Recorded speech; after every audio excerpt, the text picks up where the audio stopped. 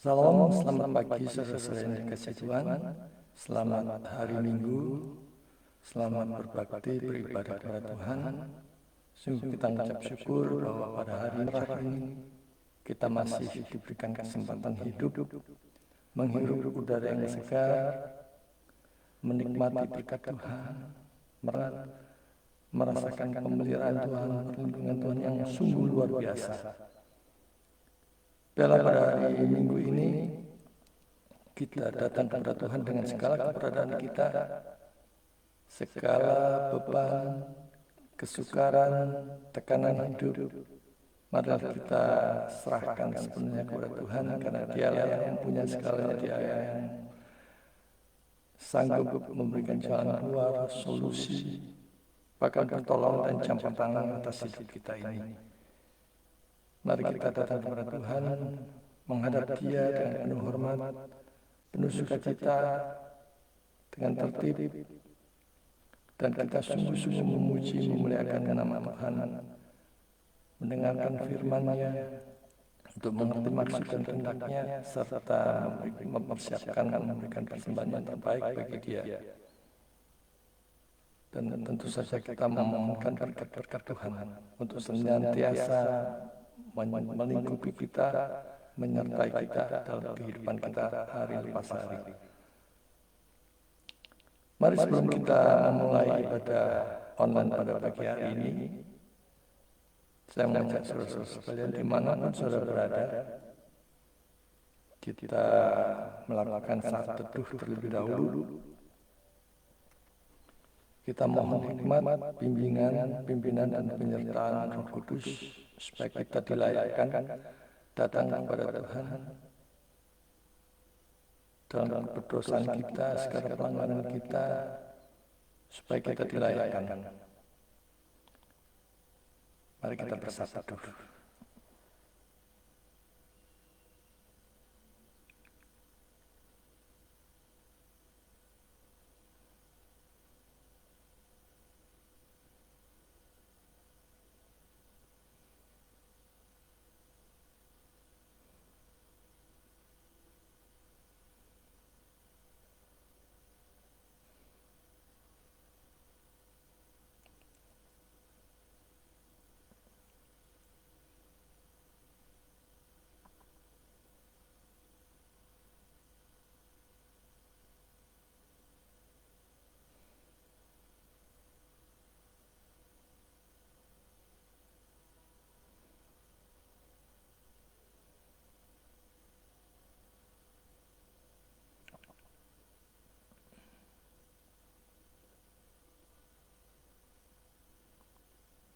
Selalu dilingkupi dengan puji-pujian untuk mengingat begitu besar kasih Allah atas kita ini.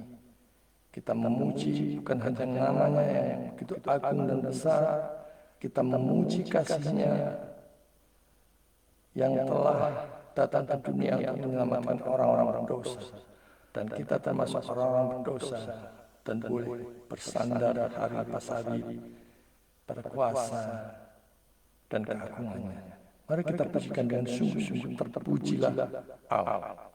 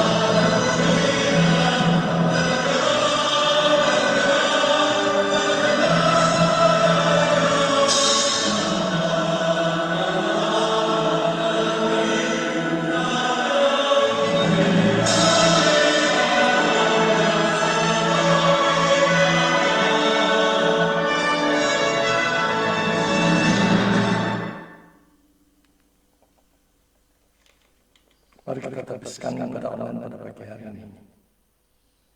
Ibadah online pada pagi hari ini diadakan di dalam nama Allah Tritunggal, Bapa, Anak, dan Roh Kudus yang telah menciptakan langit, bumi, dan segala isinya, yang tak pernah meninggalkan pekerjaan tangannya, dan yang kasih setianya kekal selama-lamanya. Turunlah atas saudara-saudara sekalian anugerah dan damai sejahtera dari Allah Bapa kita dan dari Tuhan kita Yesus Kristus. Amin. Di momen Natal kali ini kita sungguh bersukacita. Kita diingatkan bahwa Allah yang begitu kudus, begitu suci, rela datang ke dunia untuk menebus orang berdosa,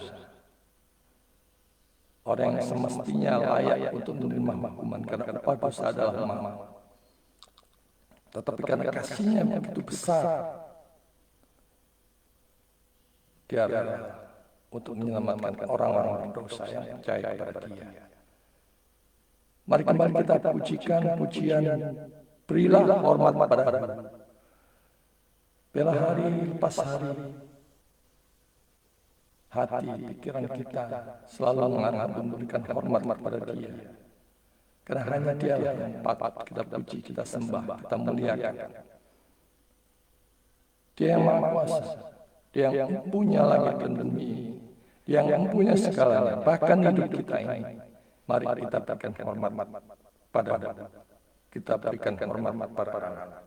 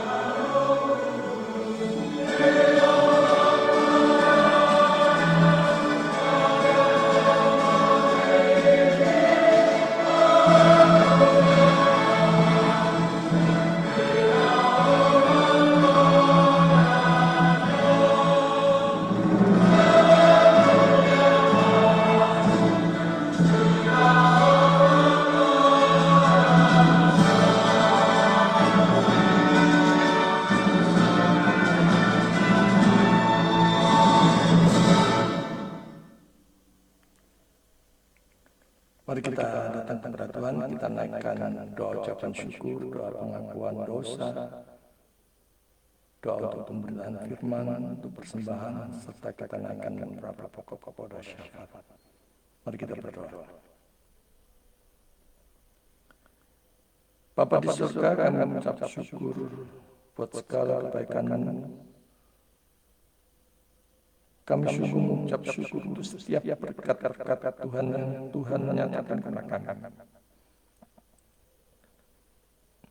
Baik itu berkat-berkat jasmani, berkat-berkat rohani, berkat-berkat keuangan, berkat-berkat perlindungan Tuhan atas segala sesuatu yang bisa membahayakan kami, berkat kesehatan,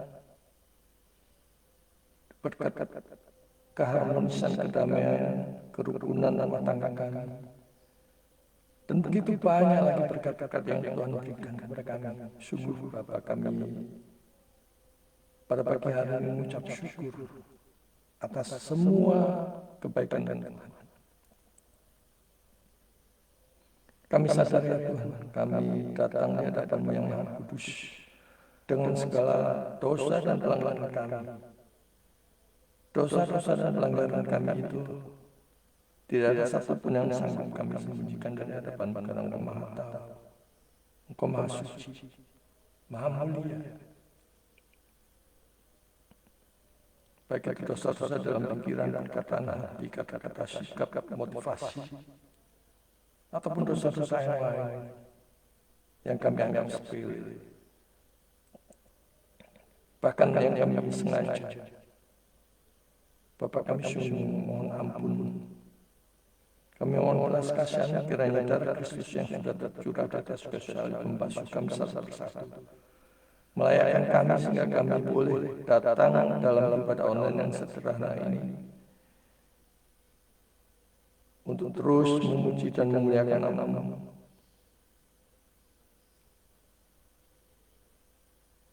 Dan untuk mendengarkan maksud dan kehendak-Mu di dalam pemberitaan firman Tuhan yang kami dengar, akan kami dengar sebentar lagi, yang berbicara tentang suatu ilustrasi tentang ada orang yang dibebaskan tangannya, tentang belas kasihan Tuhan kepada kami orang berdosa. Kami mohon kiranya Roh Kudus menyertai kami, menyertai jemaat, dan meningkatkan dan memberikan pengertian dan apapun yang dibutuhkan sehingga kami boleh semakin mengerti, dibukakan, bahkan melalui pemberitaan firman, melalui firman Roh Kudus bekerja kepada kami semua jemaat, untuk kami bersama-sama dikobarkan, dibuat giat, semangat, berkobar-kobar hidup bagi kemuliaan Tuhan. Kami mohon berkat-Mu selama pemberitaan firman ini. Biar Roh Kudus memimpin khususnya hamba-Mu yang sudah mempersiapkan khotbah. Tambahi, kurangi, ubahkan, sehingga segala sesuatu yang disampaikan adalah kebenaran yang datang daripada-Mu. Kami mohon kuatkan kami semua. Berikan kami hati yang terbuka, hati yang rela, hati yang tunduk pada kebenaran firman Tuhan. Dan kami diberikan kekuatan di dalam menghadapi serangan dan godaan setan dalam bentuk apapun yang membuat kami lelah, membuat kami mengantuk, pikiran membara kemana-mana, atau apapun yang membuat kami tidak menghargai firman Tuhan. Biarlah apapun yang dikerjakan oleh setan terhadap kami, sekalipun ini adalah ibadah online, tidak akan berhasil. Sebaliknya, Roh Kudus membuat kami kuat, membuat iman kami tumbuh berbuah manis, lebat, bagi kemuliaan Tuhan. Pakai kami ya Tuhan, untuk menjadi pelaku-pelaku firman yang hidup, untuk tidak sekedar hanya mengerti kebenaran firman Tuhan, tapi menjadi pelaku-pelaku firman Tuhan yang hidup.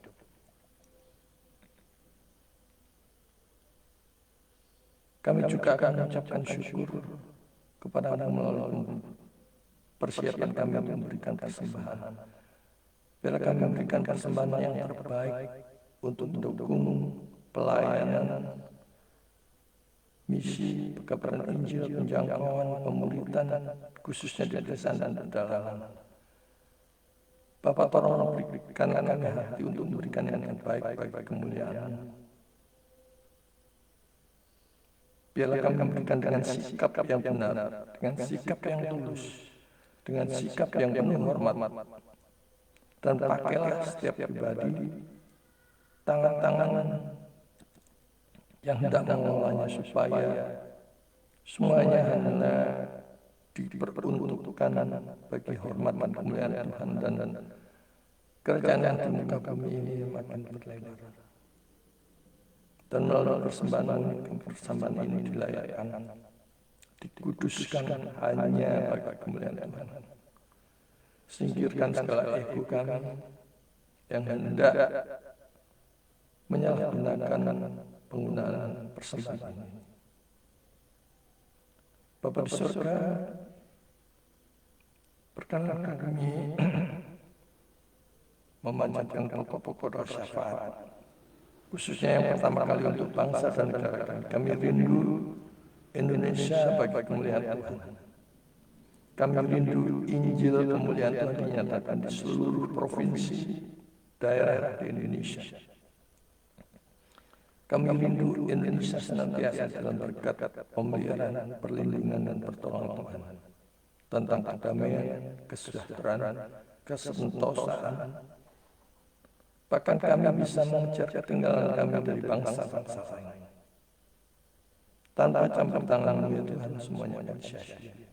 Karena itu biarlah Engkau memberkati seluruh pemimpin kami, Bapak Presiden, Wakil Presiden, Gubernur, para menteri, Bupati, Camat, Lurah, bahkan sampai yang kecil.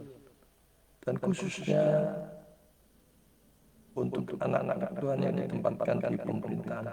Biarlah mereka bekerja dengan takut akan Tuhan. Dan hanya mengutamakan kesejahteraan kesentosaan rakyat. Khususnya kami yang akan melakukan pemilihan umum untuk memilih pemimpin kami. Tolong ya Tuhan setiap pribadi warga negara Indonesia. Roh Kudus memimpin dan menolong untuk mengarahkan sebagian upah sehingga yang terpilih hanya yang sesuai dengan kehendak Tuhan. Sekalipun mungkin ada campur tangan negara yang hendak mengacaukan bangsa Indonesia, Bapak kami mohon pertolongan. Kami juga titipkan untuk kesejahteraan, kedamaian, keharmonisan bangsa dan negara kami, baik itu dalam hidup berbangsa dan bernegara, hidup bertoleransi di dalam menjalankan ibadah. Kami titipkan dalam tangan.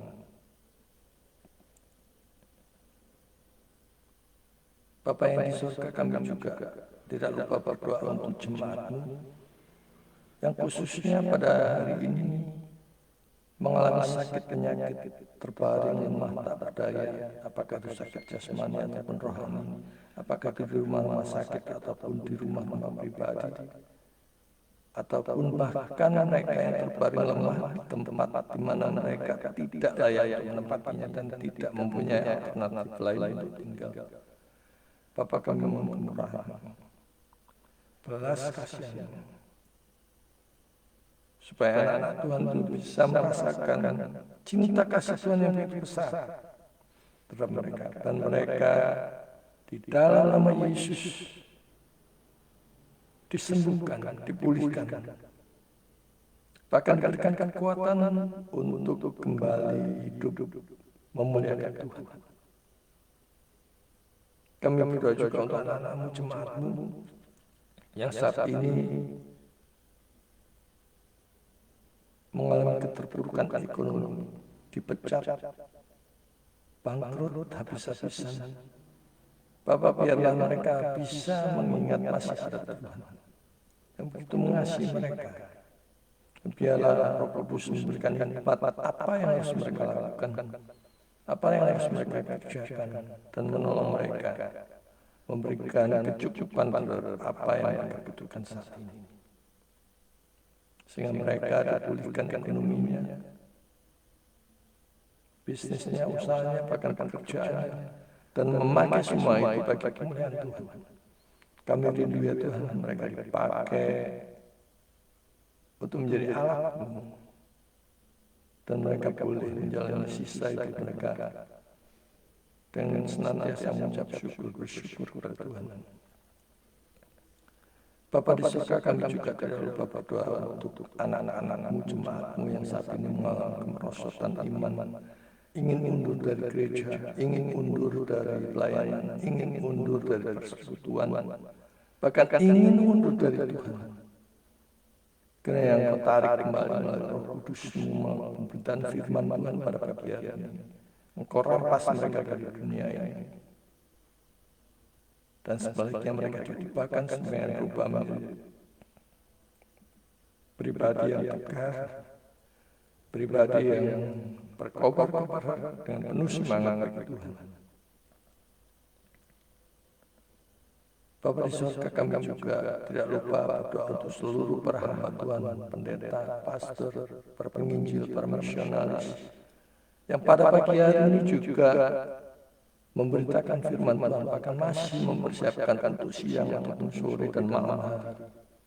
Kiranya Roh Kudus berbelas kasihan dan menuntun mereka sehingga mereka bisa menyampaikan firman dengan baik, dengan benar, dan sejelas-jelasnya. Dan Roh Kudus mengubahkan jemaat di dalam mendengar firman Tuhan.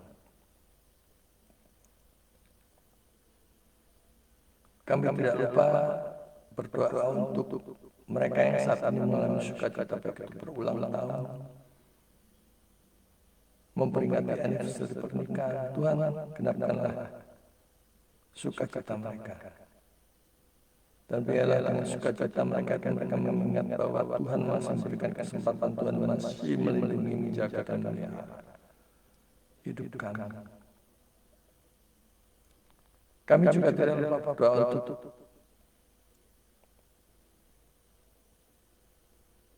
STT dimanapun mereka berada, seminar dimanapun mereka berada, khususnya untuk ketua STT maupun seminar yang dalam hari pas hari saat ini mereka mengalami kesulitan, mengalami pergumulan, ada begitu banyak persoalan yang mereka hadapi. Bapa, kami mohon Roh Kudus campur tangan terhadap persoalan mereka, bahkan terhadap kebutuhan mereka yang saat ini memberikan campur tangan untuk bertolong Tuhan.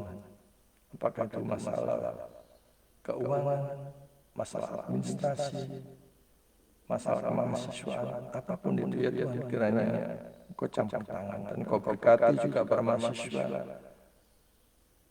supaya mereka bisa menyelesaikan studi mereka dengan tepat waktu dan memakai ilmunya untuk melayani Tuhan.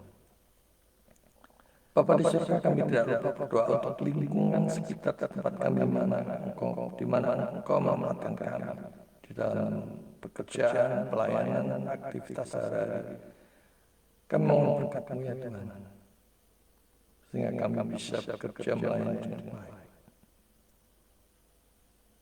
Kami rindu ya Tuhan untuk dipakai Tuhan lebih heran lagi. Dan nama Tuhan makin ditinggikan, dimuliakan. Biarlah kami makin kecil, tersembunyi di balik pribadi-Mu yang begitu agung, begitu kudus. Berikan kami hikmat sedemikian rupa sehingga kami hanya melakukan pelayanan yang sesuai dengan kehendak-Mu. Berikan kami kekuatan untuk setia mengikut Tuhan sampai akhir. Kami serahkan masa depan kami, kehidupan keluarga besar kami, istri, suami, anak-anak kami ke dalam tangan. Engkau yang mempunyai kami. Pelihara kami ya Tuhan menurut hikmat, kekudusan dan kemuliaan. Terima kasih Bapa, inilah seru dan doa kami yang kami alaskan hanya di dalam nama Yesus Kristus, satu-satunya Tuhan dan Juru Selamat kami yang hidup. Kami berdoa. Amin. Sebelum kita mendengarkan pemberitaan firman Tuhan, mari kita pujikan pujian berikutnya. besar dan ajaib. Begitu besar dan ajaibnya segala karya Tuhan.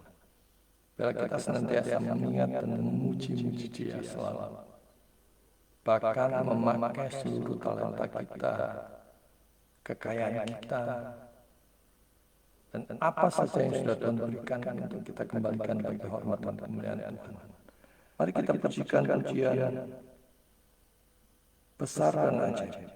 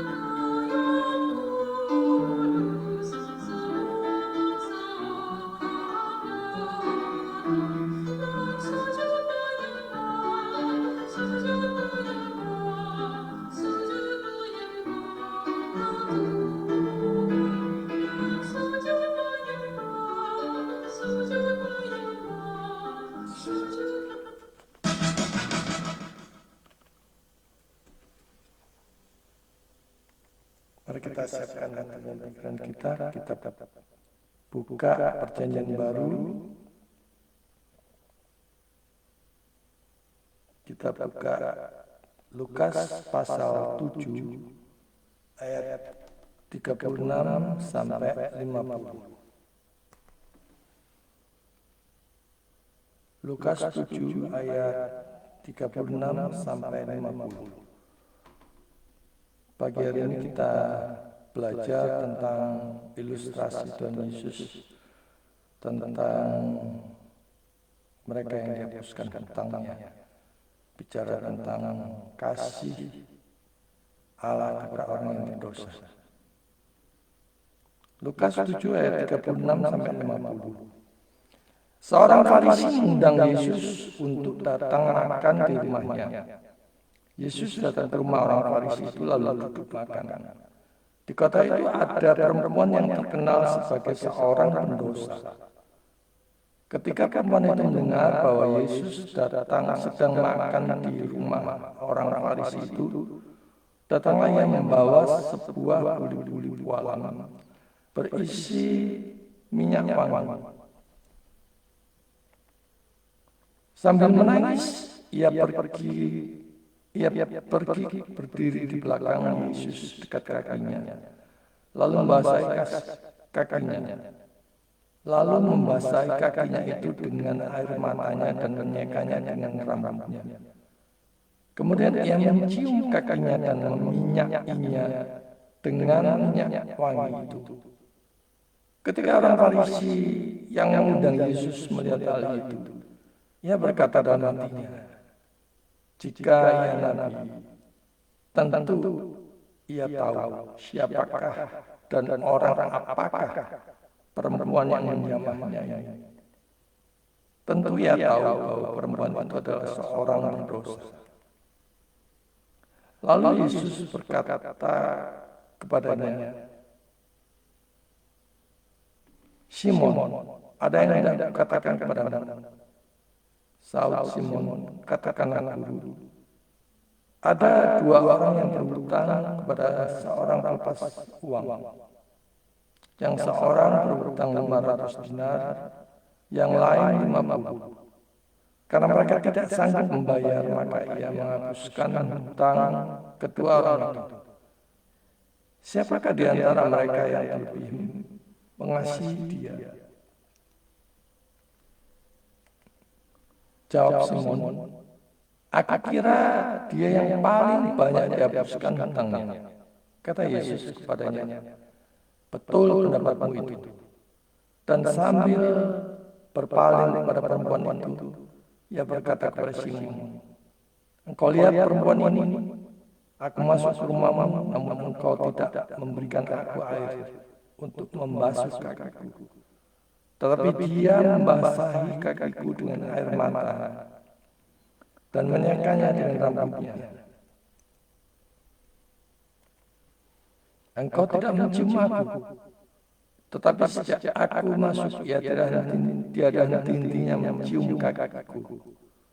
Engkau tidak meminyaki kepalaku dengan minyak, tetapi dia meminyaki kakiku dengan minyak wangi. Sebab itu aku berkata kepadamu, dosanya yang banyak itu telah diampuni, sebab ia telah banyak berbuat kasih. Tetapi orang yang sedikit diampuni, sedikit juga ia berbuat kasih. Lalu ia berkata kepada perempuan itu, dosamu telah diampuni. Dan mereka yang duduk makan bersama dia berpikir dalam hati mereka, siapakah ia ini sehingga ia dapat mengampuni dosa? Tetapi Yesus berkata kepada perempuan itu, imanmu telah menyelamatkan engkau. Pergilah dengan selamat.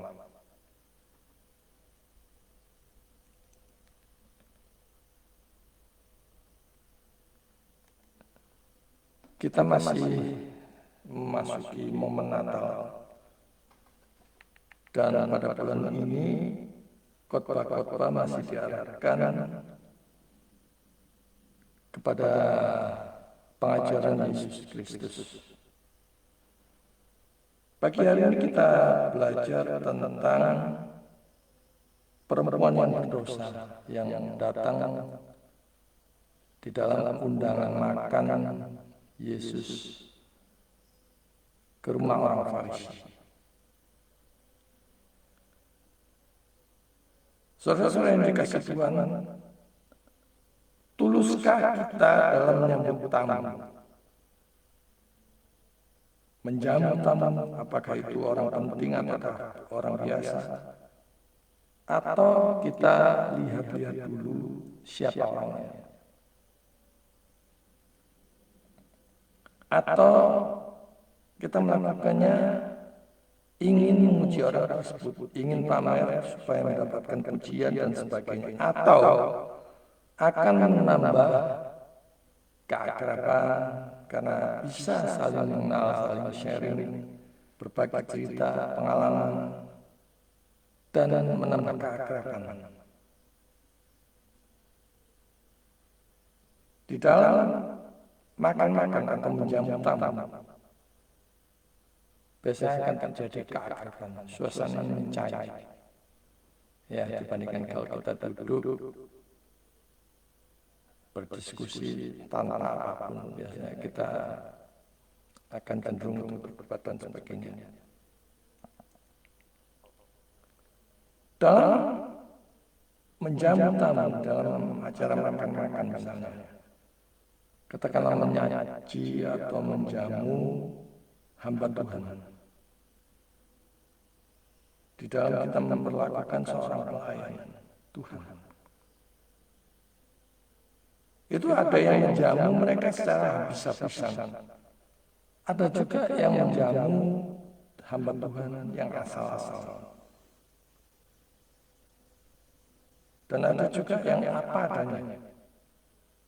Sampai ada yang bilang bahwa jemaat adalah pembunuh hamba Tuhan nomor satu. Karena seringkali tanpa disadari makanan-makanan yang disajikan itu adalah sebenarnya pantangan bagi hamba Tuhan tersebut. Dan berisiko tinggi untuk menyebabkan kolesterol yang membahayakan jantungnya, kesehatannya, yang membuat stroke dan sebagainya.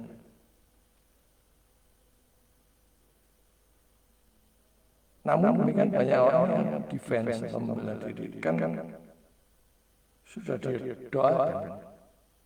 Tetapi walaupun kita sudah mendoakannya, kita harusnya menyajikan sebaik mungkin yang kira-kira menyehatkan hamba Tuhan, bukan yang membahayakan hamba Tuhan. Demikian juga dalam menjamu orang biasa. Betapapun berdosanya seseorang, bagaimana juga mereka adalah sesama manusia yang harus diperlakukan dengan penuh kasih. Jadi di dalam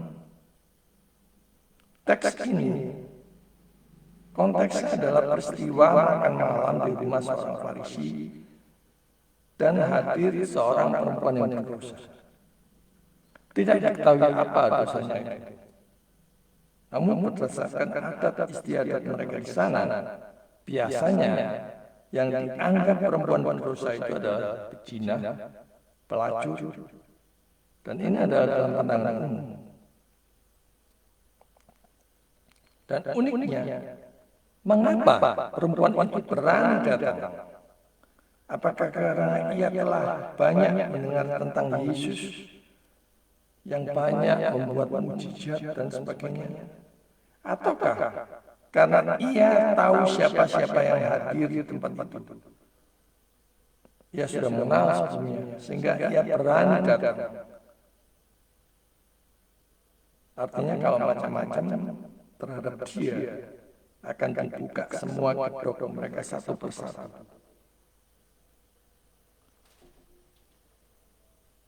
Seorang Farisi yang mengundang Yesus makan, sekali lagi mengundang makan.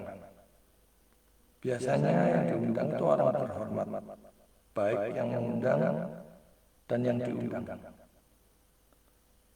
Nah, saudara bisa bayangkan betapa bahagianya jika orang yang bisa diundang oleh orang yang terhormat. Bandingkan kalau juru selamat, pencipta alam semesta ini yang mempunyai segalanya, mengundang saudara, mengundang kita semua orang yang berdosa untuk percaya kepadanya, supaya beroleh anugerah keselamatan hidup yang kekal. Kita lihat ya, siapa orang Farisi ini? Orang-orang Farisi atau kaum Farisi adalah pemimpin spiritual Yahudi yang berkembang pada masa Bait Allah yang kedua, sekitar abad 2 sebelum Masehi. Menurut para ahli, kaum Farisi adalah perkembangan dari kelompok Hasidim. Kelompok Hasidim adalah kelompok yang menganggap diri mereka sebagai orang yang beragama yang salah. Nah, sekarang siapa orang Farisi ini dalam Alkitab? Kelompok Farisi tadinya adalah aliran yang mau mempertahankan hidup suci dan menghindarkan diri dari kecemaran budaya kafir di Israel. Mereka adalah golongan Hasidim yang begitu giat bagi Tuhan dan tanpa kompromi menjalankan perintah Tuhan. Jadi waspada terhadap mereka yang berlagak dan menganggap dirinya salah, cukup baik, bahkan merasa lebih baik dari orang lain, terlebih lagi yang menganggap sudah tahu kebenaran. Dalam satu kesempatan saya cukup tergelitik ya. Karena ada orang yang merasa dirinya itu cukup baik untuk masuk ke surga dengan segala perbuatan baik dan kesalahan dia. Dia bahkan cukup pede, cukup yakin, cukup narsis, cukup naif, menganggap perbuatan baiknya kalau ditimbang-timbang lebih banyak daripada dosa-dosanya. Sehingga dengan itu dia cukup merasa yakin akan sampai ke surganya yang Maha Kudus itu. Nah, kalau kita terhadap orang-orang yang demikian, yang merasa cukup baik, yang cukup salah, angel saudara, tuturannya, mereka susah diatur ya, susah diberitahu, karena mereka sudah merasa tahu. Alkitab mencatat mereka ada orang-orang yang dikecam oleh Yesus. Dan Alkitab mencatat malaikat datang kepada penggembala di padang untuk menyampaikan kabar sukacitanya, kabar sukacita lahirnya Mesias Sang Juru Selamat. Bayangkan kalau malaikat-malaikat itu menampakkan diri di tengah-tengah kelompok ini, pasti terjadi argumentasi terlebih dahulu, terjadi debat kusir terlebih dahulu.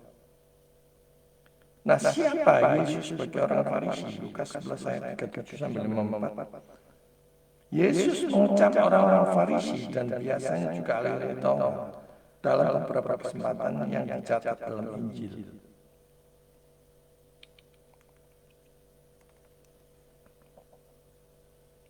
Berikutnya adalah seorang perempuan yang terkenal berdosa.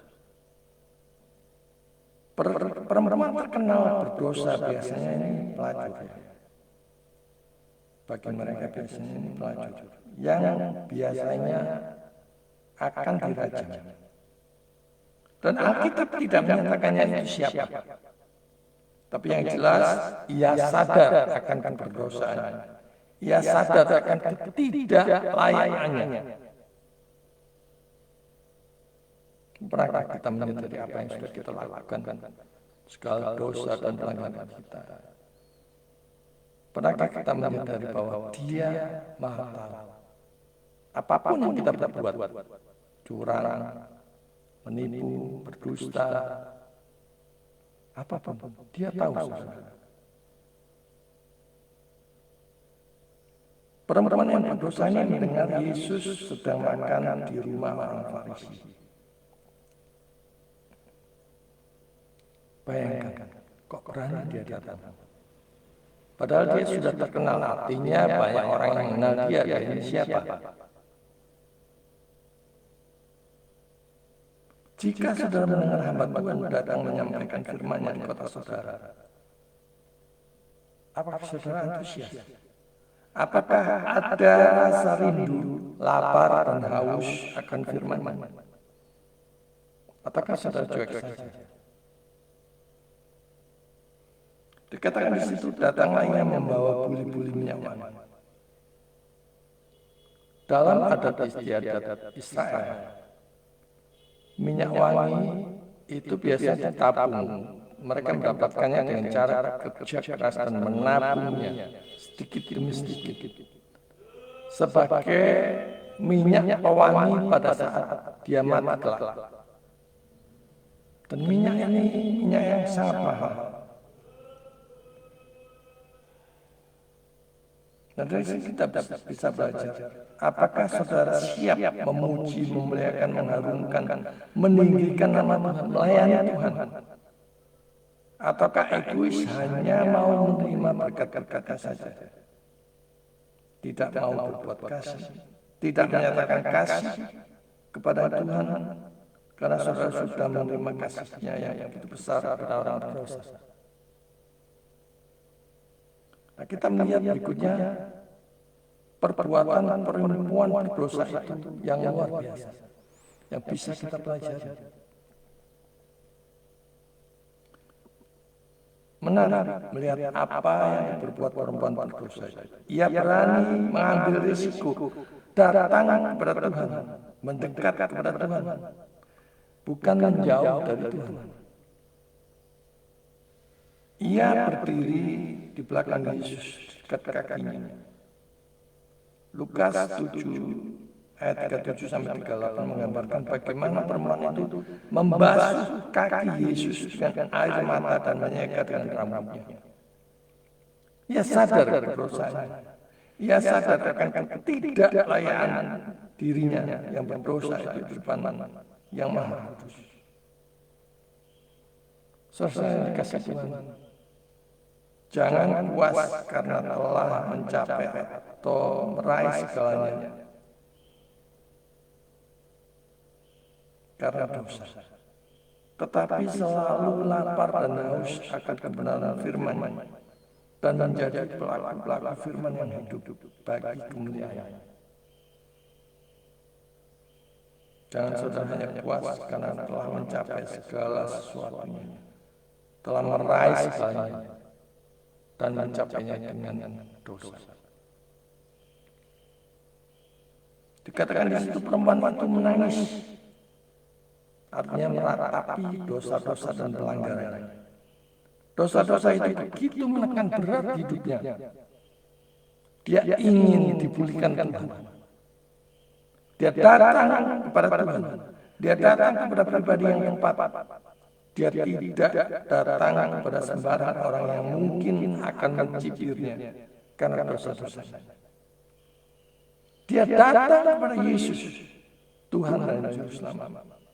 Nah, apakah saudara datang kepada Tuhan dengan hati yang hancur karena dosa-dosa atau pelanggaran kita, atau malah tidak menyadari diri, datang kepada Tuhan yang Maha Kudus dengan sikap hati yang merasa tidak layak selain karena dilayakkan oleh Tuhan, oleh Yesus dan karya penebusannya dari kayu salib yang membasuh dosa-dosa saudara, atau malah datang dengan sikap yang tidak hormat kepada Dia. Renungkan, kalau kita datang kepada presiden, menteri, raja atau perdana menteri, kita harus tunduk, hormat, tertib. Apalagi kalau kita datang kepada Tuhan, tidak boleh kacau balau. Kita harus datang kepada Tuhan dengan tertib, dengan sukacita, dengan penuh hormat. Dikatakan di situ, ia membasahi kakinya dengan air mata. Ini menunjukkan bahwa dia memberikan penghormatan kepada Tuhan. Datang di kaki Tuhan dengan hati yang hancur dan penuh penyesalan. Adakah saudara datang kepada Tuhan dalam gereja, atau seperti kita saat online ini, datang beribadah kepada Tuhan, baik online maupun onsite, dengan sikap seperti perempuan ini? Misalnya, oh ini kan cuma ibadah online, boleh dong saya datang dengan suka-suka, atau nggak ada yang tahu. Tetapi Tuhan tahu.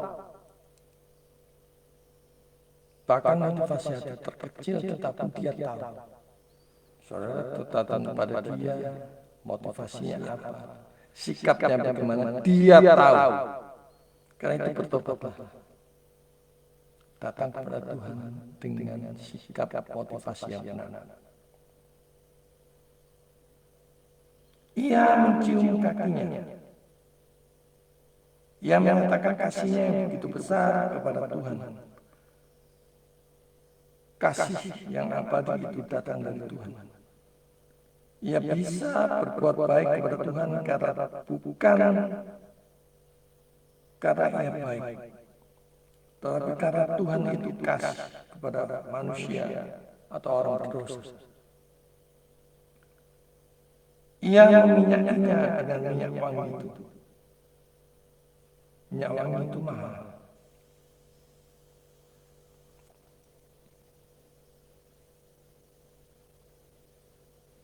Dan perempuan itu meminyakinya untuk meminyaki Yesus. Ia berbuat kasih, dinyatakan di sana. Dari sini kita bisa fokus pada pengampunan dan kasih Yesus terhadap orang berdosa. Kita ini bukan hanya bintik-bintik, bukan hanya abu-abu, tetapi kita ini hitam legam di hadapan Allah yang Maha Kudus. Karena itu kita membutuhkan disucikan oleh darah Yesus. Kita membutuhkan Juru Selamat. Kita sungguh-sungguh membutuhkan Tuhan Yesus. Karena itu datanglah kepada Tuhan, betapapun hitam legamnya masa lalu, kacau balau hidupmu dulu. Datang kepada Tuhan. Mohon ampun, bertobat. Dan akhiri episode hidupmu yang kelam masa lalu. Begitu beratnya dosa dan pelanggaranmu, kasih Yesus sanggup menyucikannya melalui darah yang tercurah di atas kayu salib. Di momen Natal ini, datanglah kepada Juru Selamat. Maka engkau akan diselamatkan. Ditariknya keluar dari cara hidupmu yang lama yang sia-sia, menjadi pribadi yang sama sekali baru, menjadi pribadi yang memuliakan Tuhan. Jangan sia-siakan hidupmu. Mari, bersiaplah pada pagi hari untuk dipakai Tuhan. Dalam bisnis, dalam pekerjaan, di dalam studimu, di dalam aktivitas sehari-hari, biarlah dipakai Tuhan untuk memuliakan Dia. Selanjutnya mari kita melihat reaksi atau respon dari orang Farisi itu. Di ayat ke-39 dikatakan, reaksi orang Farisi terhadap perbuatan perempuan berdosa itu. Ya, batin itu berkata dalam hati. Dikatakan di sana, jika ia ini nabi, tentu ia tahu siapakah dan orang apakah perempuan yang menjamahnya ini. Tentu ia tahu bahwa perempuan itu adalah seorang berdosa. Jadi ia sanksi kepada Yesus, ia meragukan Yesus. Tetapi Yesus tahu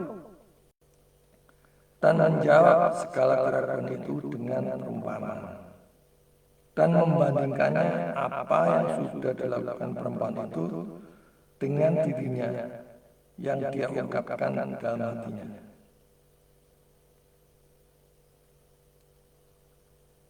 Tantangan moral di sini, bagaimana kita merespon dosa orang lain? Apakah mencibirnya, mengoloknya, menganggap diri kita lebih baik, atau bagaimana? Kalau Tuhan mengampuni dosa pelanggaran orang, kita pun harus mengampuni orang lain. Bukan karena kita baik, tetapi karena Yesus itu sungguh baik. Maka kita bisa dan dimampukan mengampuni orang lain. Itu menunjukkan bahwa kita memang sudah diselamatkan, sudah dikasih Tuhan.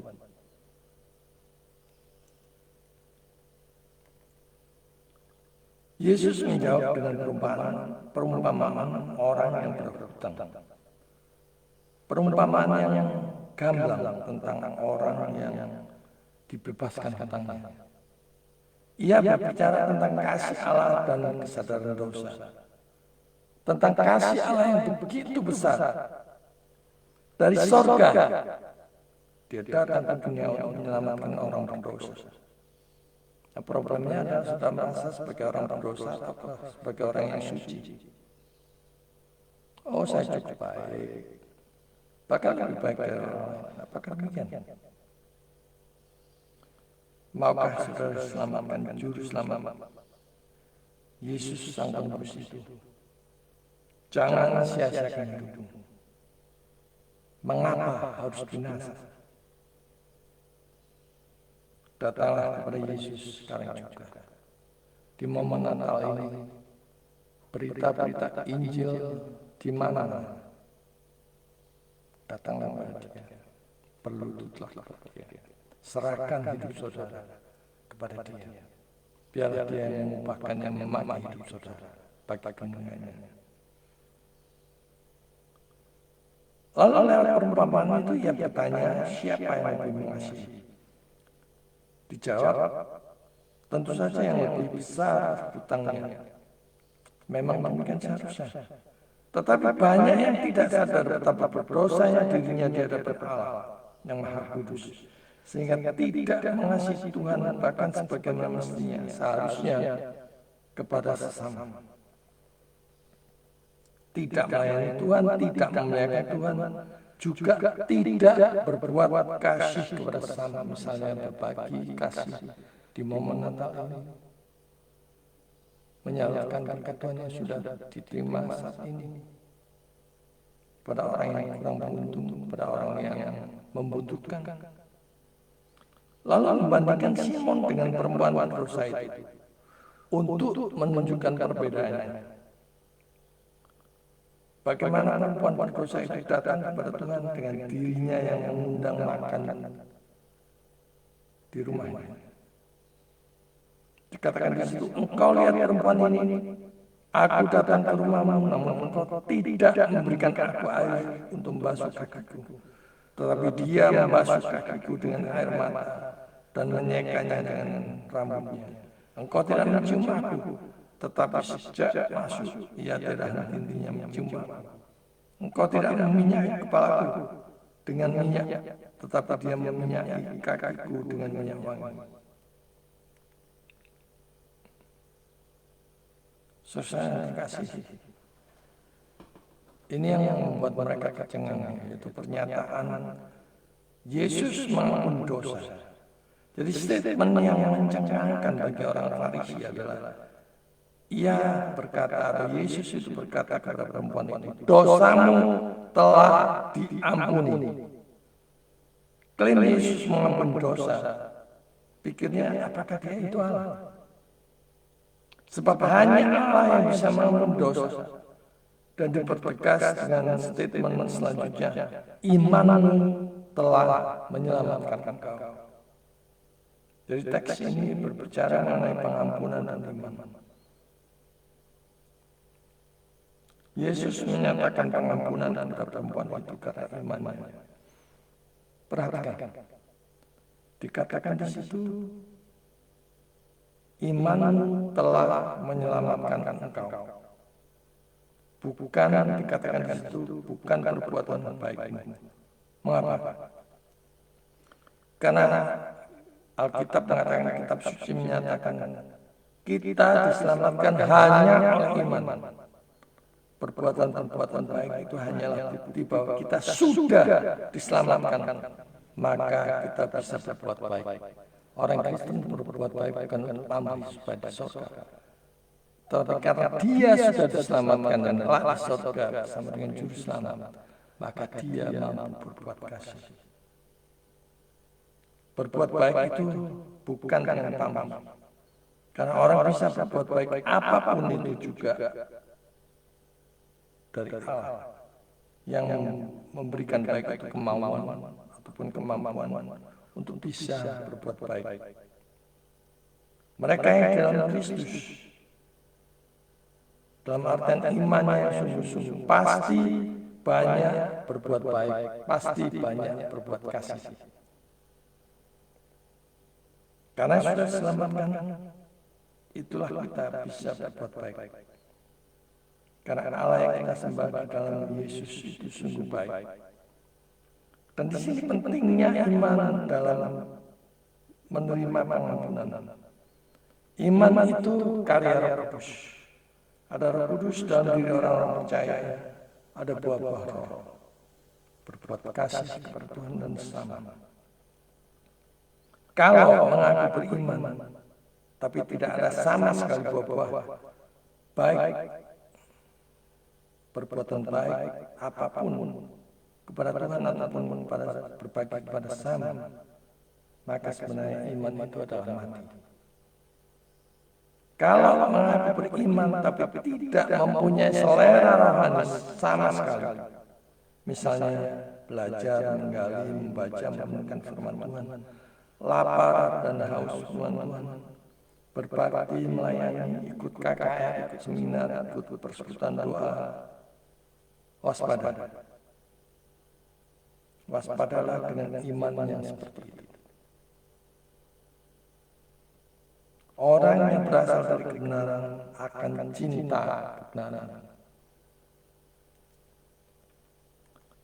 Saudara-saudara yang dikasihi, firman Tuhan hari ini mengajarkan tentang pengampunan kasih dan pentingnya iman yang menyelamatkan. Dan seharusnya kita berbuat baik, berbuat kasih, karena kita sudah dihapuskan dosa-dosa kita melalui karya penebusan Kristus di atas kayu salib. Dihapuskan dosa hanya oleh darah Yesus. Bagaimana dengan kita? Kita ini merasa orang yang dosanya sedikit atau yang banyak diampuni. Kita merasa sebagai orang yang sedikit atau banyak dalam hal berbuat kasih. Dan tantangan buat kita, bagaimana kita dapat mempraktikkan kasih dan pengampunan sebagaimana yang sudah dilakukan oleh Yesus.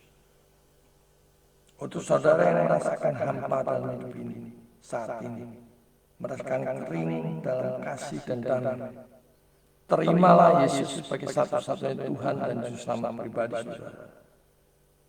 Sekarang juga datanglah kepada Dia, datanglah kepada Yesus. Apapun masa lalu dan hidup saudara, betapapun itu kelam, betapapun gelap, Tuhan sanggup untuk mengubahnya. Apakah saudara sudah merasakan kasih Tuhan dalam penebusan melalui karya Yesus Kristus di atas kayu salib? Mari kita layani Dia dan berbuat kasih untuk sesama. Tuhan memberkati. Mari kita berdoa. Bapa di surga, kami mengucap syukur atas firman-Mu pada pagi hari ini yang mengingatkan kami betapa banyaknya dosa dan pelanggaran kami di hadapan Tuhan yang Maha Kudus. Bahkan dosa-dosa itu tidak bisa kami sembunyikan. Semua terang-terang di hadapan-Mu. Kami mohon ampun. Juga kalau selama ini kami mengaku beriman kepada Juru Selamat, namun tidak berbuat kasih, ampunilah dan kiranya Roh Kudus menguatkan kami untuk berbuat kasih, berbagi kasih kepada sesama. Apa yang sudah Engkau berikan kepada kami bisa salurkan kepada orang lain. Bapa di surga, inilah kami,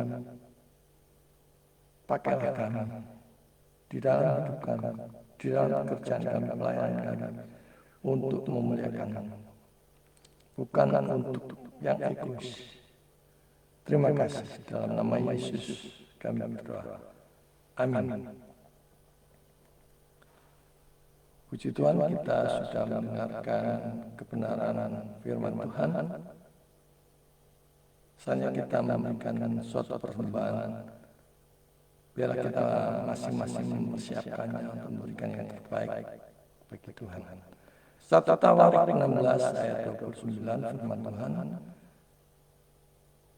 Berilah kepada Tuhan kemuliaan namanya. Bawalah persembahan dan masuklah menghadap Dia. Sujudlah menyembah kepada Tuhan dengan perhiaskan kekudusan. Sambil kita mempersiapkan persembahan kita, mari kita dengarkan dan pujikan pujian berikutnya.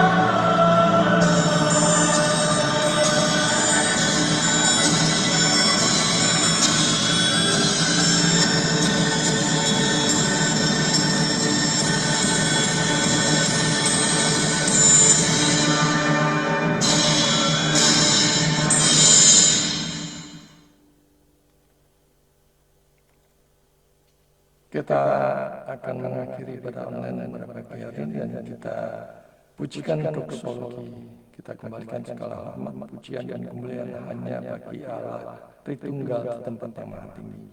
Mari kita pujikan doksologi.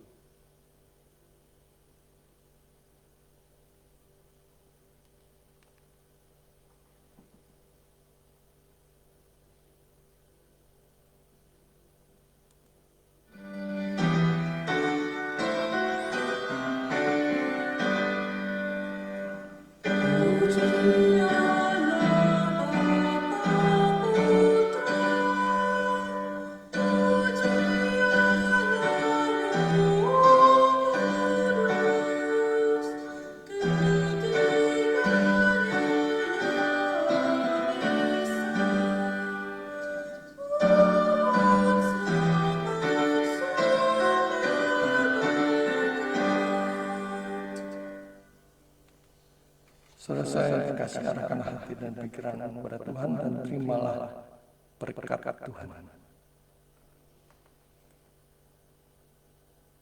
Tuhan memberkati engkau dan melindungi engkau. Tuhan menyinari engkau dengan wajah-Nya dan memberi kasih karunia. Tuhan menghadapkan wajah-Nya kepadamu dan memberi engkau damai sejahtera, mulai dari sekarang sampai selama-lamanya. Amin.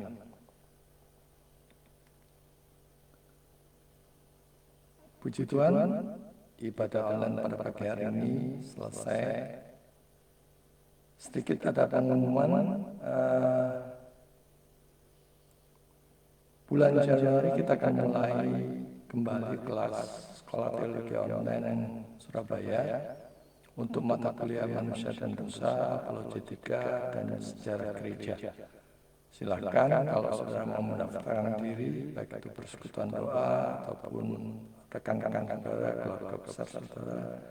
Kalau mau mengikuti kelas ini, silakan daftarkan di nomor WA 081-803-046-550. Juga untuk saudara-saudara yang rindu untuk melayani, bahkan ingin berkolaborasi, bekerjasama, bersinergi dengan Grace Ministry Church, silakan dengan penuh sukacita kami menyambut saudara untuk melayani bersama, menjangkau, mengabarkan Injil, mengerjakan pelayanan misi secara holistik, sesuai dengan keahlian saudara, sesuai dengan kehendak Tuhan di mana saudara melayani. Silakan saudara menghubungi nomor WA saya di 081-8030-46540. Terima kasih, ibadah online selesai. Silakan saudara bersaat teduh mengucap syukur kepada Tuhan. Tuhan memberkati.